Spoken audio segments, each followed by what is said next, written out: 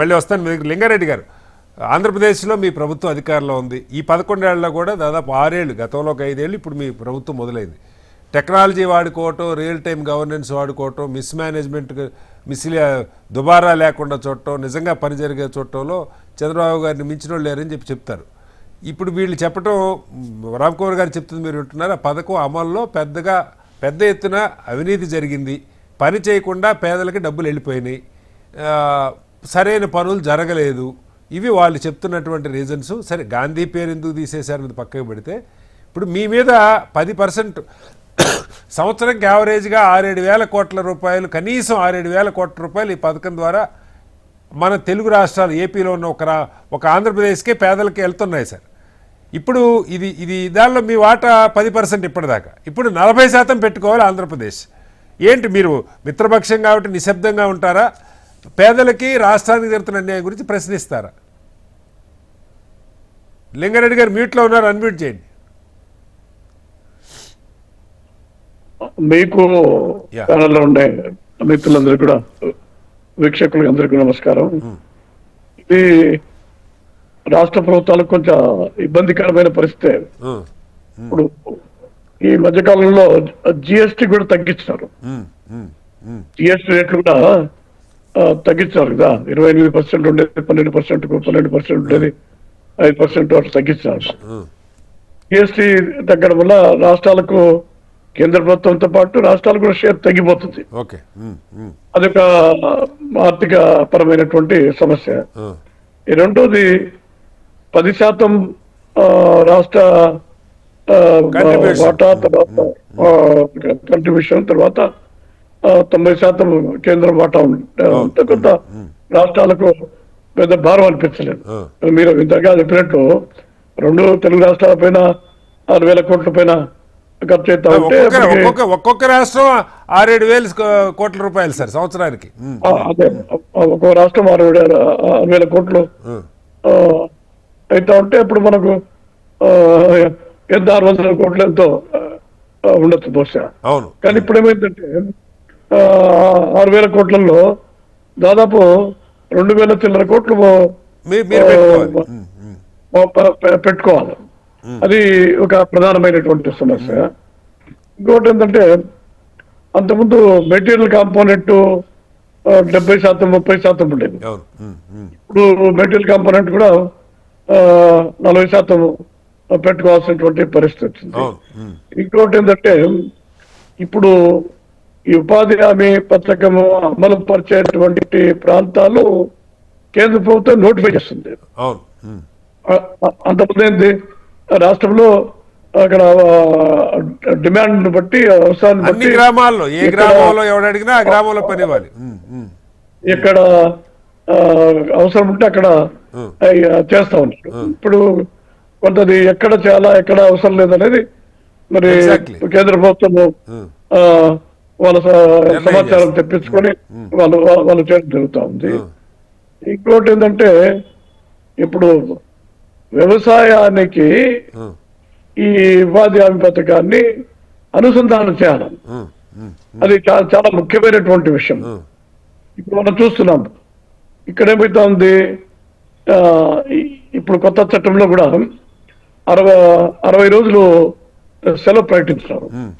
ఆ 60 రోజులు ఎప్పుడు పని లేకుండా చేయాలా అనేది మళ్ళీ రాష్ట్రాలకు స్వేచ్ఛ ఇచ్చినారు. ఎందుకంటే ఆ 60 రోజుల్లో అంటే పంట వేసే టైంలో కానీ, లేదు పంటలు కోసేటువంటి టైంలో కానీ, ఈ వ్యవసాయ కూలీలు ఉపాధి హామీ పనులకు పోకుండా రైతులకు, వ్యవసాయానికి ఇబ్బంది లేకుండా అది ఒక వెసులుబాటు అనేది కల్పించినారు. 100 రోజుల నుంచి 125 రోజులు మంచిదే. కానీ 50 రోజుల కంటే పని దొరకట్లేదని ఇందాక వాళ్ళు చెప్తున్నారు సార్. బడ్జెట్ తగ్గించారు, పని దినాలు తగ్గినాయి అని. ఇప్పుడు ఏమంటారు, 125 రోజులు మీరు పెంచినా కూడా ఇప్పుడు 100 రోజులే వాడుకోవడం లేదు కదా అని అంటున్నారు కదా మిగతా మిత్రులు. 100 రోజులే వాడుకోవడం లేదు, ఇంకా 125 రోజులు పెంచినా కూడా దానివల్ల పెద్ద ప్రయోజనం ఉండదు అనేటువంటిది. ఇప్పుడు ఏమంటే కొత్త చట్టంలో నీటి భద్రత అంటే చెరువులు, గుంటలు, వాగులు, దానికంతా ప్రాధాన్యత ఇస్తారు.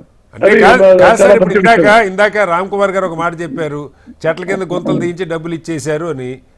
మొత్తం జరిగింది మీ అందులో ఈ 11 ఏళ్ళలో 6 ఏళ్ళు మీరే ఉన్నారు, మీరు కూడా అట్లాగే చేశారా? అంటే పనికొచ్చే పనులు చేయొచ్చు కదా గ్రామాల్లో.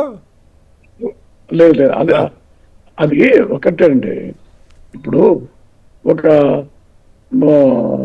6-7 వేల కోట్ల రూపాయల పనులు జరిగేటప్పుడు ఎప్పుడో ఒక 10 కోట్లో 20 కోట్లో అది జరుగుతుంది. అది ఏ పథకంలో అయినా ఏ దేశంలో అయినా ఏ రాష్ట్రంలో అయినా కూడా అది ఉంటుంది, అది మనం చేయలేం. అయితే ఏమైందంటే గత ప్రభుత్వంలో నాయకులు ఆ పని చేస్తున్నారు. నాయకులు అంటే ఉదాహరణకు సర్పంచ్ ఇంట్లో 50 ఎకరాలు 60 ఎకరాలు భూములు ఉంటే ఆ సర్పంచ్ కుటుంబ సభ్యుల్లో ఉపాధి హామీ కూలీలకు రాస్తారు. వాళ్ళు పోకుండానే డబ్బులు డ్రా చేయడం జరిగింది. అది ఇంతకుముందు మనం చూసాం శ్రీకాకుళం జిల్లాలో, విజయనగరం జిల్లాలో గత ప్రభుత్వంలో కేంద్ర ప్రభుత్వ అధికారులు దానికి ఎంక్వైరీకి వచ్చారు. దానివల్ల ఏంటంటే అవకతవకలు జరిగినాయని చెప్పి నేను ఒకటి అడుగుతున్నాను సార్, ఇప్పుడు లోపాలు మీరే చెప్తున్నారు. ఇప్పుడు ఈ కొత్త పథకంలో ఉన్న లోపాలు నిజంగా ఇబ్బందే, రాష్ట్రానికి 40% అంటే ఇబ్బందే, లేకపోతే పనిని నోటిఫై చేసేది కేంద్రం, ఆ గ్రామంలో పని జరిగే పరిస్థితి లేదు, ఇవన్నీ మీరు చెప్తున్నారు. లింగారెడ్డి గారు నా డిబేట్లో చెప్తున్నారు, కానీ పార్లమెంట్లో దీని గురించి చర్చలో ఎందుకని మన ఎంపీలు ఇది కరెక్ట్ కాదు, ఈ రకంగా హక్కుగా వాళ్ళకి పని దొరికే అవకాశం పోతుంది, వాళ్ళ గ్రామం వదిలిపెట్టి ఇంకెక్కడికో పొమ్మంటే కేంద్రం ఎప్పుడు నోటిఫై చేస్తే నోటిఫై చేసిన దగ్గరికి వీళ్ళు ఎలా వెళ్తారు, ఈ ప్రశ్నలు ఎందుకు రాలేదు లింగారెడ్డి గారు? ఇవి కేంద్ర ప్రభుత్వంలో ఉండేటప్పుడు అవి పార్లమెంట్ లో చర్చించలేదు, కానీ స్వయంగా కానీ మరి సపరేట్ గా ఇది కొంచెం మార్చండి ఇబ్బందికరంగా ఉంటుందని చెప్పడం, దాని అవన్నీ జరుగుతాయి. ఇంతకుముందు మీరు అన్నట్టు ఈ దేశంలో ఎక్కువ ఈ పథకాన్ని వాడుకునేది ఉపయోగపడింది కూలీలకు పని కానీ లేకపోతే అసెట్స్ క్రియేషన్. ఇప్పుడు చాలా పంచాయతీ ఆఫీసులు, అంగన్వాడీలు, గోకులాలు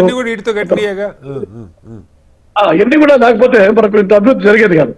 ఇప్పుడు మెటీరియల్ కాంపోనెంట్ వాడుకొని చాలా సిమెంట్ రోడ్లు వేస్తాం కదా, కంకర రోడ్లు మొత్తం అన్ని కూడా వేస్తాం. అయితే ఇక్కడ ఒక ఇబ్బంది కూడా ఉంది. కేంద్ర ప్రభుత్వం పెట్టేదానికి కారణం ఏంటంటే కొన్ని ఊళ్ళల్లో అక్కడ వేయాల్సిన మట్టి రోడ్లు, గ్రావెల్ రోడ్లు, సిమెంట్ రోడ్లు, ఏదైనా భవనాలు అన్ని అయిపోయినాయి అనమాట. అంటే అక్కడ కూలీలకు పని కావాల్సిన కూడా ఆల్రెడీ పనులు అయిపోయినాయి, పని లేదు. పక్క వరకు ట్రాక్టర్లు పోవాల్సినటువంటి పరిస్థితి కూడా మనం చూస్తాం.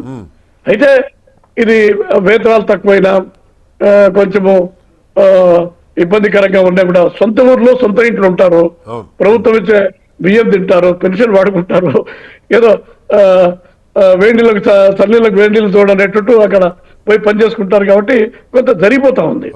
ఎందుకంటే ఇంతకుముందు మిత్రులు చెప్పినట్టు జీవించే హక్కు అనేది రాజ్యాంగపరమైనటువంటి హక్కు.